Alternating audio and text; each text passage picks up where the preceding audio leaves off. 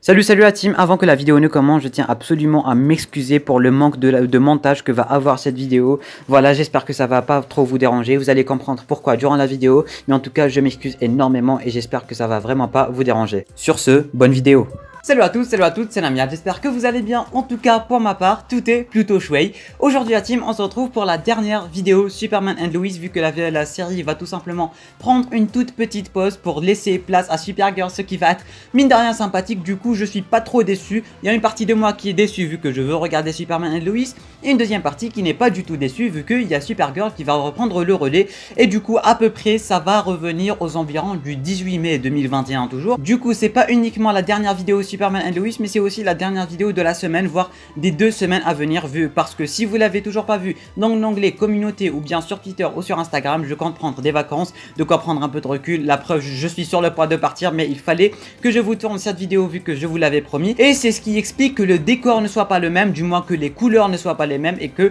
c'est un peu différent. Sur ce, sans plus tarder, sans perdre une seule seconde de plus, on va parler du 5e épisode de la saison 1 de Superman and Lois.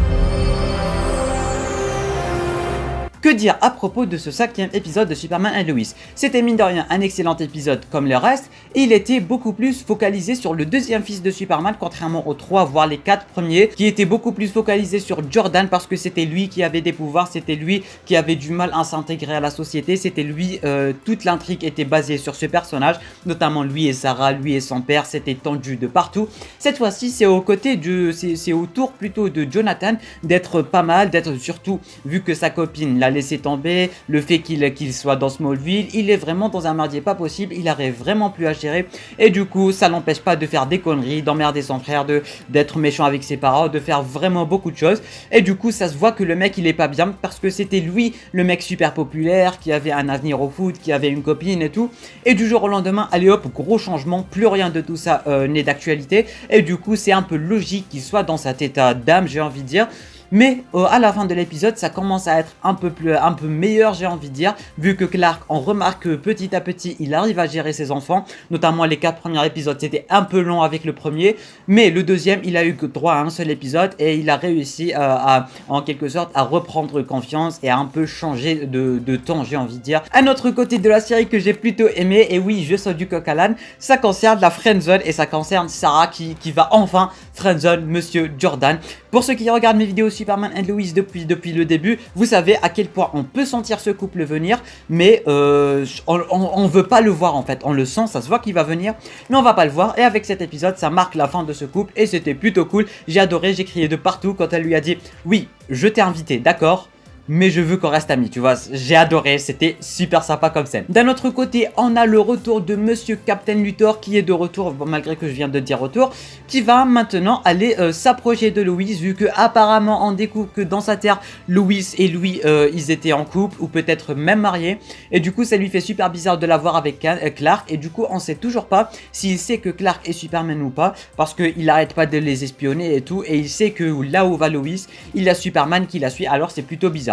Tout ceci aussi va dire que la théorie, ou plutôt les théories que j'avais abordées dans de précédentes vidéos, ne tient peut-être plus le bout, vu que j'avais dit que Superman n'était pas aussi bien que ça et qu'il avait pété les plans dans la terre du Captain Luthor, vu que il avait Lois, il avait des enfants et ils étaient tout simplement morts, et c'est pour ça qu'il a changé de temps à ce point. Mais vu que dans cette terre on apprend qu'il n'était pas avec Lois et que Lois était avec Captain Luthor, c'est un peu bizarre et on sait pas trop sur quel pied danser, du coup c'est super bizarre et on peut pas vraiment théoriser encore plus à propos de ce sujet. D'un autre côté, on a Mademoiselle Leslie Lark qui est encore plus mise en avant, et je commence à avoir des doutes du côté kryptonien de ce personnage, j'ai envie de dire, parce que oui, on a des interviews, on a pas mal d'articles qui disent que c'est bel et bien la kryptonienne dont on n'arrête pas de parler, mais au fur et à mesure qu'on avance dans les épisodes, je me rends compte que peut-être bien que c'est tout simplement pas une kryptonienne et qu'elle a été créée à partir des rochers, ou plutôt des diamants, je sais pas comment appeler ça,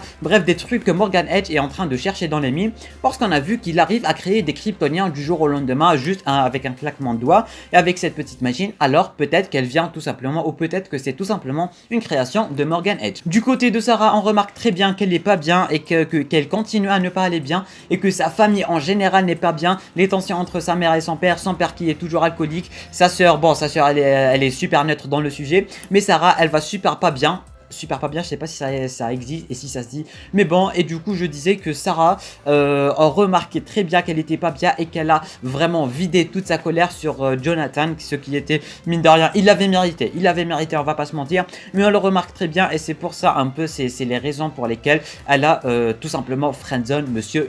Jordan plutôt, Jordan. Du coup, je crois que c'est tout ce qu'il y avait à dire à propos de cet épisode. C'était pas mine de rien un épisode qui allait clôturer un certain arc historique, j'ai envie de dire, parce que ça n'a pas l'air d'être un mid-season final et que la série reprend que dans 2 mois. Oh, il nous laisse pas vraiment sur notre faim, j'ai envie de dire, malgré qu'il était excellent, mais il avait pas un cliffhanger de malade ou truc du genre. C'était vraiment un épisode super basique. J'ai oublié aussi de parler de l'hommage à Martha Wayne, à Martha Kent plutôt, et du fait